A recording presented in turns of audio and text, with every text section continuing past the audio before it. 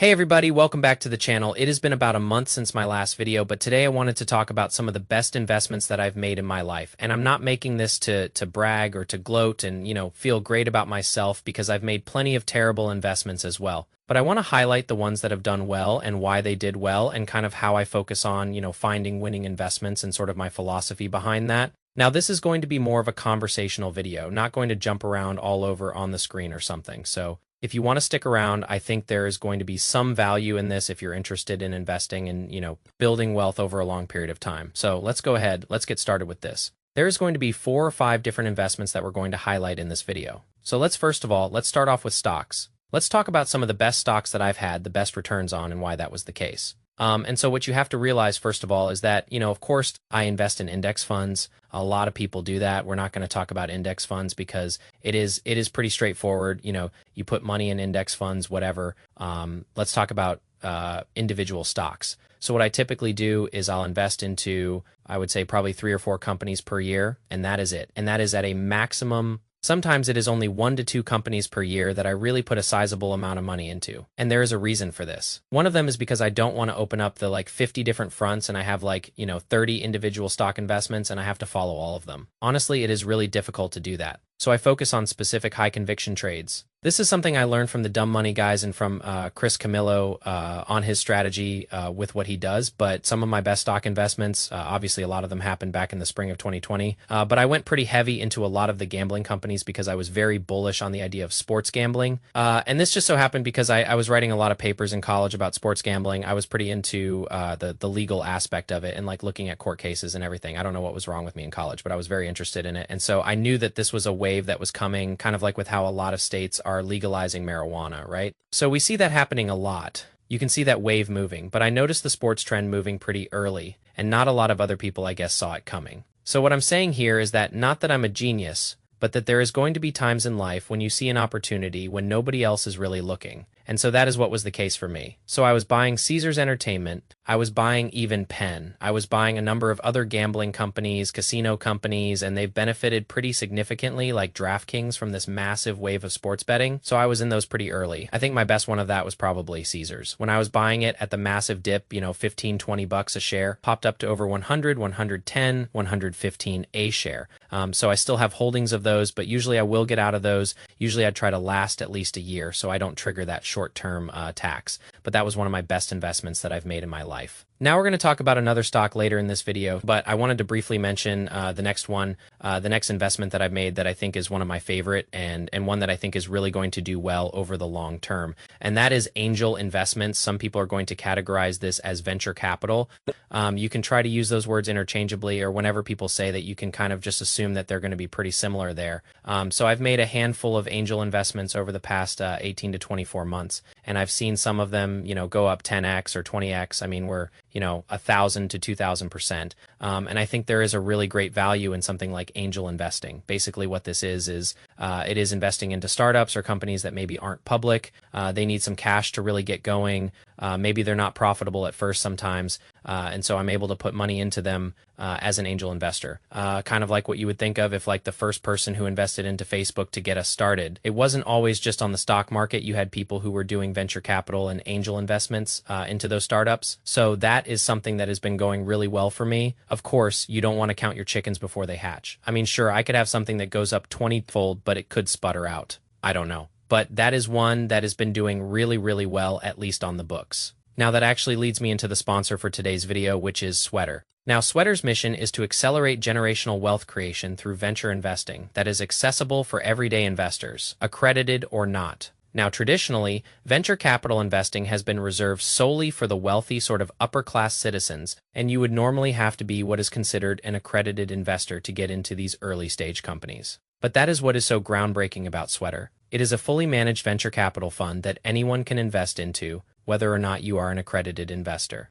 Now, ever since the 2012 Jobs Act, we've seen a number of equity crowdfunding platforms arise, so non-accredited retail investors like you and me can now buy shares of private companies. But the most lucrative of those companies don't really seem to be available on those platforms. So it was sort of a problem. So the rich kind of keep getting richer and venture capital still out of reach for the majority of people, and that is really where Sweater comes in. So Sweater, it is not equity crowdfunding, it is even better. So with Sweater, you can pull your money with other small investors and let their dedicated team of experts and analysts invest your money for you. So Sweater's process focuses on finding and vetting investment opportunities, negotiating those investment terms, and then building out a full portfolio of investments, managing those relationships and the needs of the founders sort of as they build those companies. So I personally plan on investing some of my cash through Sweater once they launch sometime in the next few months. And if you're interested in learning more about how you can invest through Sweater as well, then you can click on the link in the description below on this video and you can join their waitlist. So thanks Sweater for sponsoring this portion of the video. As you can probably tell, I'm very excited about venture capital in general, and I'm really excited that it is going to be open to many people as well who are maybe not accredited investors. So I have 3 more investments that I want to share with you that have really performed well and explain why they've performed well. And this one is probably going to be my favorite here that I'm about to talk about, and that is by taking a spread on debt.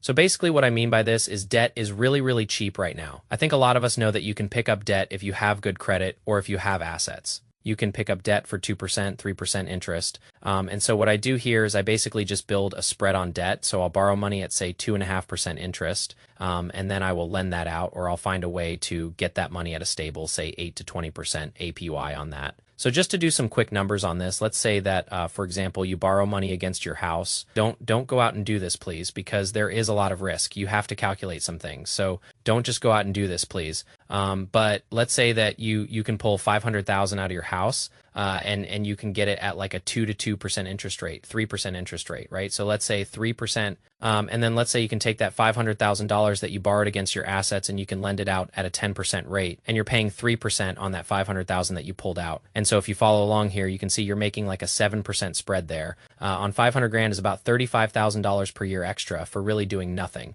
I mean, for just making your money work for you. Or if you have good credit, you could possibly think about doing this as well. Once again, please don't go out and do this because there are a lot of risks involved with this as well. Like if somebody defaults on that debt that I'm issuing to somebody else, or if I'm doing something in the crypto world, like with stablecoins income protocol, you can get 20% yield on that. We're going to make a whole video on that because it just sounds wild on how to get stable APIs. But even something like the Series 1 savings bond that the US has, you can put up to $10,000 into there. It is netting 7.12% from the federal government. So you could take out debt at a lower rate, put it into that and make a spread on that. So you can see kind of how that works and how that operates. There is a lot of problems with that as well, but that is something that makes me a decent amount of money every year. And it is basically free. I mean, I don't really do anything besides just move some money around to some different accounts, and that is the basics of it. So the next investment that I want to share with you that is arguably probably my best performing of all time.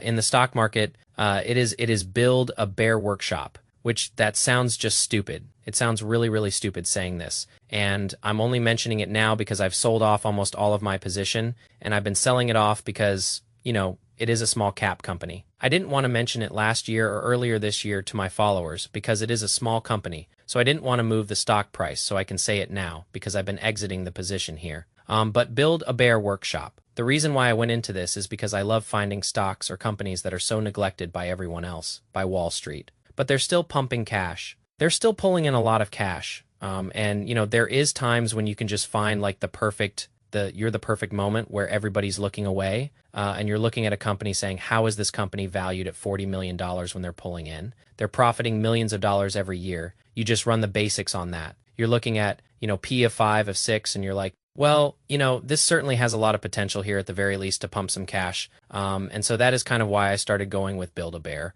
and I started building up that position. Eventually people started to find it, and they started to buy it. And so Build a Bear went from, I think it was at maybe $2 a share back last year to over $20 a share. Plus, I did some options in that, so it worked out pretty well from Build a Bear. I don't want to just sit here and, act like I've made a lot of money because I've certainly lost a lot as well. And I want to talk about one of my mistakes that I've made after this next point here.